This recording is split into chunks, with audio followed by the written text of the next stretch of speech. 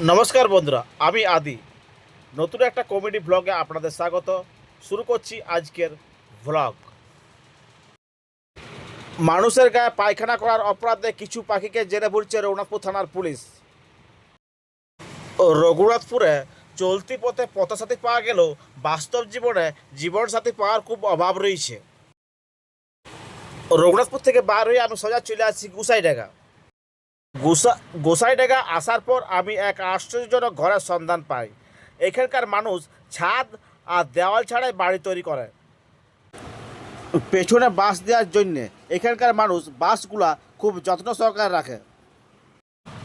কিছু দূর যাওয়ার পরে একটা ফ্রগনেউগিরি দেখি। ফ্রগনেউগিরি বলার উদ্দেশ্য হইল পাহাড়টার নাম ব্যাং পাহাড়। বাঁশ আর প্লাস্টিককে কাজে লাগায় এক সুন্দর ডিজাইনের প্যান্ডেল তৈরি করা হয়েছে। আমি যাই পর জিজ্ঞেস করি, এইটা কি দুর্গাপূজার প্যান্ডেল? তারা বলে না, এইটা মস্ত বড় একটি বাগান তৈরি করা হয়েছে। সেই মস্ত বড় বাগানটার জন্যেই এই গ্রামটার নাম হচ্ছে বড় বাগান। তারপরে আমি চলে আসি আদ্রায় এসে পর দেখি একটা ঠেলায় পদ্ম ফুল এখানে জলে ফুটে নাই, পদ্ম ফুল ঠেলার উপরও ফুটে, তা এখানে প্রমাণিত। একটি দোকানের মালিককে চিকেন কিনে তাকে দিতে যাওয়ায় সে আমাকে ঠেকা নিয়ে মারতে আসে। সোনা স্মাগলিংয়ের লাভ না থাকায় রকি ভাই আজকাল আদ্রাতে টেলারের ব্যবসা খুলেছে।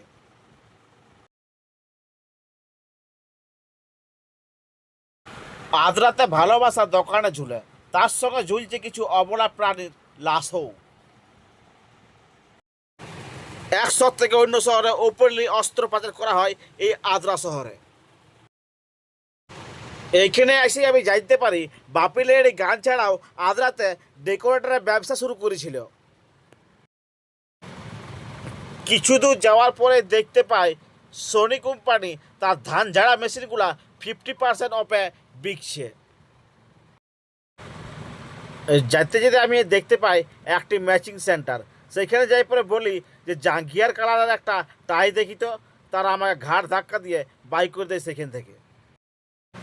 শুকনা মানুষের সঙ্গে সঙ্গে কোম্পানি যে মোটা মানুষের কথাও ভাবে, তা এটা একটি উৎকৃষ্ট উদাহরণ। সেকালে চরকা মেশিনের সঙ্গে আধুনিকরণ ঘটায় একটা বাঁশের রস তৈরি করার মেশিন বানাচ্ছে আদ্রাবাসী। এই আদ্রাবাসীর কাছে বাঁশের রস অত্যন্ত প্রিয়, তাই আমি বাঁশের রস খাওয়ার জন্যে দাঁড়াই সেইখানে।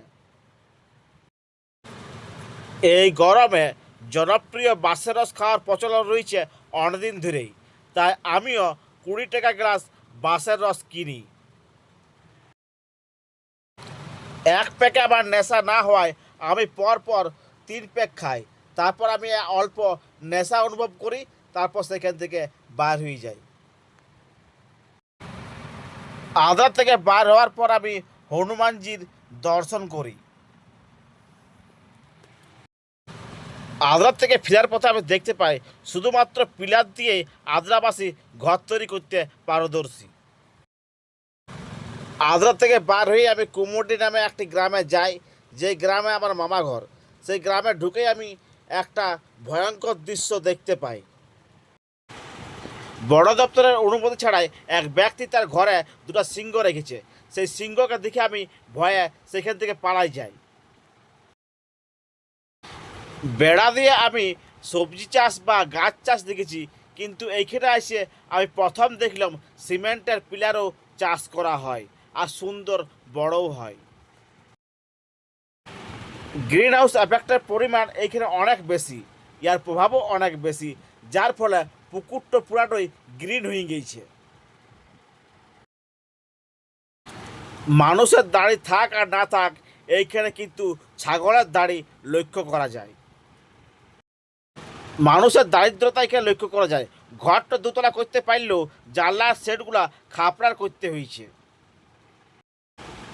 আসানসোলের বিয়েনার থেকে ইট আমদানি করে বাড়ি তৈরি করা হয়। ছাদে ওঠার জন্য এখানকার মানুষ চলমান সিঁড়ি ব্যবহার করে, কিন্তু চলতে হবে নিজেকে। এখানকার মানুষ খুব মানবিক, তাই অতিথি আপ্যায়নে বেড আর বালিশ তারা সবসময় প্রস্তুত রাখে। ফাটা বালতি আর গয়রা দিয়ে কী কী কাজ করা যায় তা এইখানকার মানুষের কাছে শেখা উচিত, যদিও টপটা খালি পড়ে আছে।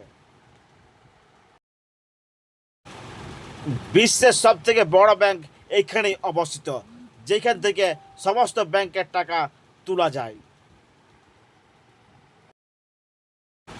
প্রযুক্তিতে এখানে মানুষ অনেক আগায়। জমি না থাকায় মানুষ আজকাল ছাদেই চাষ করছে। তারপর আমি সেখান থেকে বাইর হই জেড প্লাস সিকিউরিটি নিয়ে আমার ব্লগটা শেষ করলাম। সুস্থ থাকুন, ভালো থাকুন, আর ভরাটা কেমন লাগলো কমেন্ট করে জানান।